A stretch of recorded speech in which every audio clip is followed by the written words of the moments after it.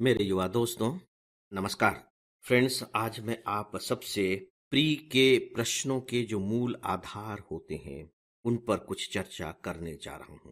Pre के प्रश्नों के मूल आधार, जब मैं कह रहा हूं प्रश्नों के मूल आधार, तो इसका मतलब है कि जब आप प्री के प्रश्नों को देखते हैं, पढ़ते हैं और उन्हें सॉल्व करने की कोशिश करते हैं, तो सॉल्व करने के आधार क्या क्या होने चाहिए, यानी कि सॉल्व करते समय वो कौन कौन से पैरामीटर्स होने चाहिए जो आपके दिमाग में कौंधने चाहिए, और फिर जब आप उनका इस्तेमाल करते हुए उन प्रश्नों को सॉल्व करने की कोशिश करेंगे तो आप सॉल्यूशन तक पहुंच जाएंगे। दरअसल होता क्या है? होता यह है कि प्री एग्जामिनेशन की जो स्टूडेंट प्रिपरेशन करते हैं, उनका प्रिपरेशन का जो अधिकांश हिस्सा होता है, अधिकांश का मोर देन 90% जो भाग होता है, वो केवल अध्ययन तक सीमित होता है। Study study and study. Second part वो प्रैक्टिस का ले लेते हैं। जो 10-15% जो बचता है उसमें उन्हें लगता है कि यदि वो खूब प्रैक्टिस करेंगे, वो खूब प्रैक्टिस करेंगे, वे खूब प्रैक्टिस करेंगे तो प्री क्वालिफाई कर जाएंगे। ये जो दोनों आधार हैं ये गलत नहीं है। याद रखिए, मैं कह रहा हूं कि ये दोनों आधार गलत नहीं है, ये तो आपको करने ही चाहिए। लेकिन यहाँ जो मेरा जोर है वो इस बात पर है कि ये दोनों आधार अपने आप में संपूर्ण नहीं है, सब कुछ नहीं है। इसी से बात नहीं बनेगी।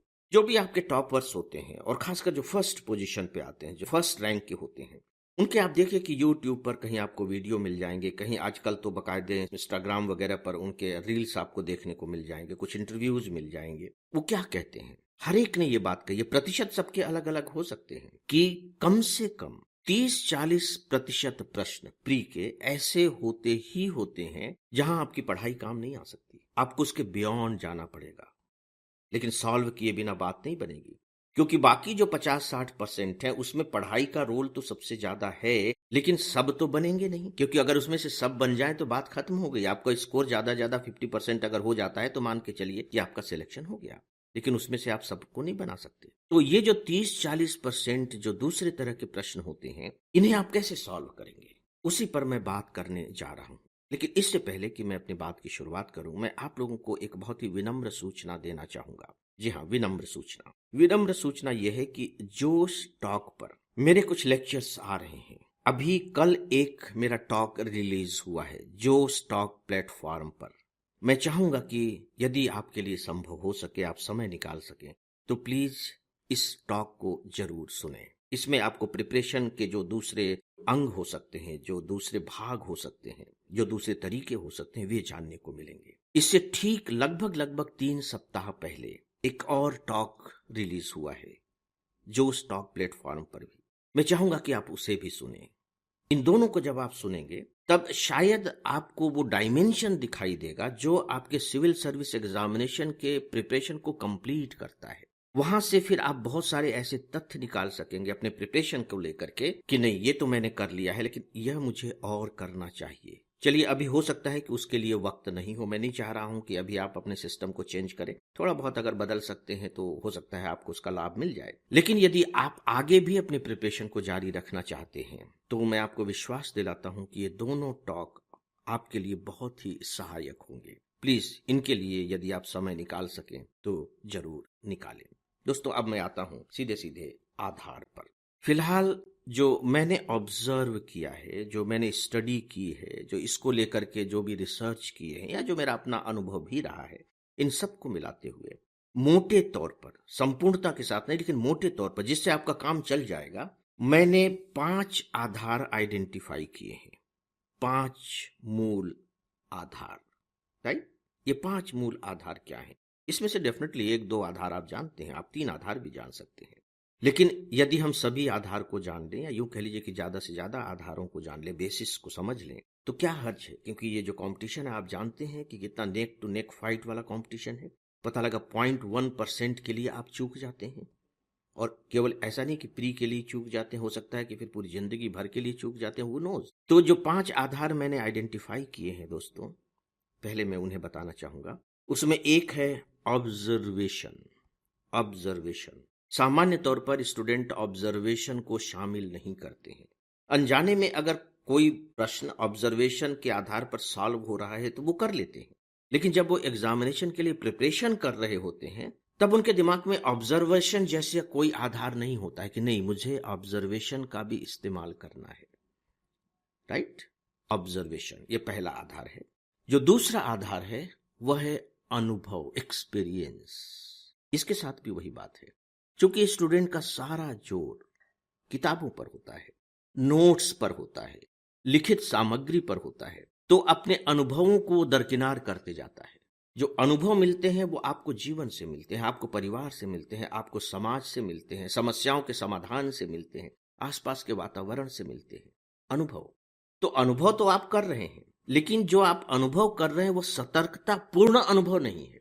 मतलब आप इन अनुभव को सिर्फ इसलिए अनुभव नहीं कर रहे हैं कि नहीं मेरे ये काम आएगा। अपने आप जो हो रहा है वो रहा है, हो रहा है जो हो रहा है। इसका परिणाम क्या होता है? परिणाम ये होता है कि चूंकि सतर्कता के साथ आपने अनुभवों को अपने अंदर शामिल नहीं किया है, तो जरूरत पड़ने पर वो आपकी मदद नहीं करेंगे। वो आपके खजाने में है, लेकिन वो आप यूं मान करके चले कि फिक्स डिपॉजिट की तरह है कि 6 साल से पहले आप इस पैसे का इस्तेमाल ही नहीं कर सकते। जब इस्तेमाल करेंगे तब करेंगे, लेकिन आपको तो अभी जरूरत हो उन अनुभवों की। तो दोस्तों, ये सेविंग बैंक अकाउंट की तरह तब आपकी सेवा कर सकते हैं जब आप बहुत ही सतर्कता के साथ, सजगता के साथ अपने जीवन में इन अनुभवों को शामिल करें। तो ये दूसरा था अनुभव। तीसरा है फ्रेंड्स अध्ययन, स्टडी। वो आप कर रहे हैं। हाँ, ये बात अलग है कि जो आप स्टडी कर रहे हैं उस स्टडी का पैटर्न क्या है। ज्यादातर स्टूडेंट का जो पैटर्न होता है वो रटने का पैटर्न होता है। रटने का पैटर्न यहाँ काम नहीं करता। मैं ये नहीं कहता हूं कि रटना बिल्कुल शून्य कर देता है आपको।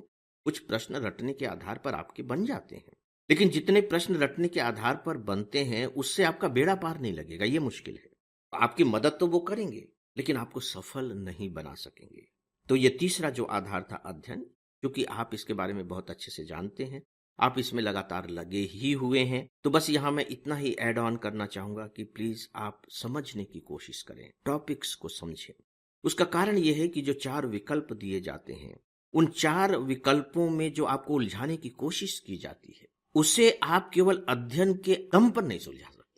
वहां फिर समझदारी का इस्तेमाल करना पड़ता है। यदि सब्जेक्ट की आपको अंडरस्टैंडिंग है, तब उन चारों में से जो बिल्कुल सही उत्तर हो सकता है आप उसे पकड़ सकेंगे। नहीं तो वहां फिर थोड़े से भ्रम में ये है या वो है, वो होगा या ये होगा, बस वहीं आप फंस जाएंगे।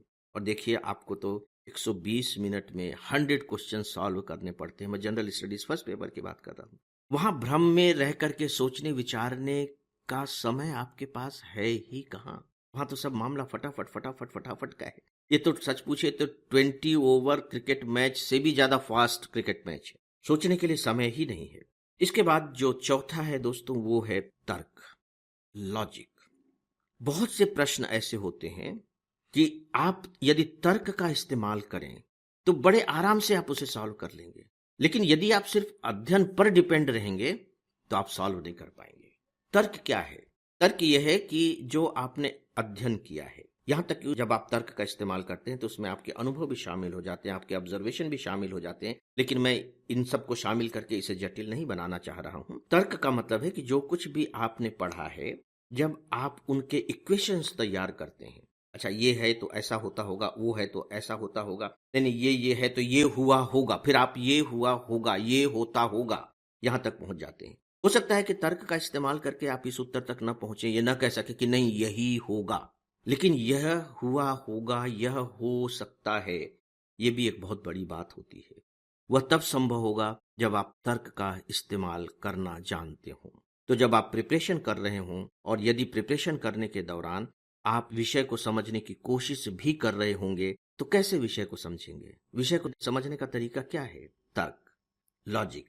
जब आप लॉजिकल तरीके से आप किसी भी टॉपिक को पढ़ते हैं तो वह टॉपिक तर्क संगत तरीके से आपके दिमाग में समा जाता है, बैठ जाता है, और फिर यहां आप उसका इस्तेमाल करते हैं।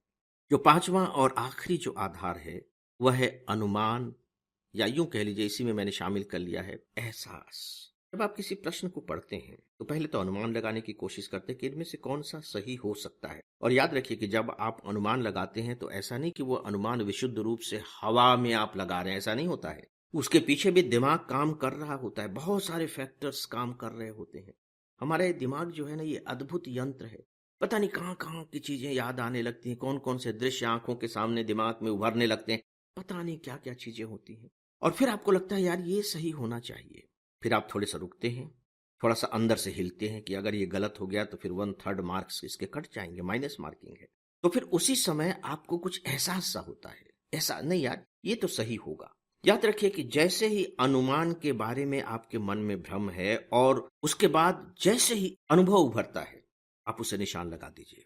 मैं ये नहीं कह रहा हूं कि 100% सही होगा, लेकिन मैं ये जरूर कह सकता हूं या कहना भी चाहूंगा कि अगर अनुमान के बाद एहसास आपके अंदर से उभरा, तो मान करके चलिए कि उसके सही होने की संभावना मोर देन 75% हो जाएगी। और देखिए ये खेल तो है, अगर आप सोचेंगे कि आपकी तरफ एक भी गोल न हो तो आप गोल बचाने में ही लगे रहेंगे, गोल मार नहीं सकेंगे। और इत्तफाकन यदि अपोजिट टीम ने एक भी गोल कर दिया तो फिर आप उस गोल को बराबरी पर लाएंगे कैसे? तो जो केवल डिफेंड में खेलते हैं, हो सकता है कि वो हारे न, लेकिन मुश्किल ये होती है उनके साथ कि वो जीत भी नहीं पाते। तो थोड़ा सा रिस्क तो लेना ही पड़ता है, और मैं चाहूंगा कि प्री एग्जामिनेशन में आप इस तरह के थोड़े से रिस्क लें। दोस्तों, मैंने ये आधार की बात अभी आपसे कही है, अभी मेरे पास समय उतना नहीं है। आगे चल करके कभी मैं इन पांचों आधारों पर जो प्रश्न पूछे गए हैं, उन प्रश्नों को ले करके आप सबसे बात करूंगा, बहुत ही प्रैक्टिकल रूप से, ताकि आपके अंदर ये सारे तथ्य समा सके और ये तथ्य आपको प्री एग्जामिनेशन को क्वालिफाई करने में मदद कर सके। तो दोस्तों, आज के विषय के बारे में बस इतना ही, और इसी के साथ ही दोस्तों आज के इस डेली ऑडियो लेक्चर को अब यहीं समाप्त करता हूं। नमस्कार।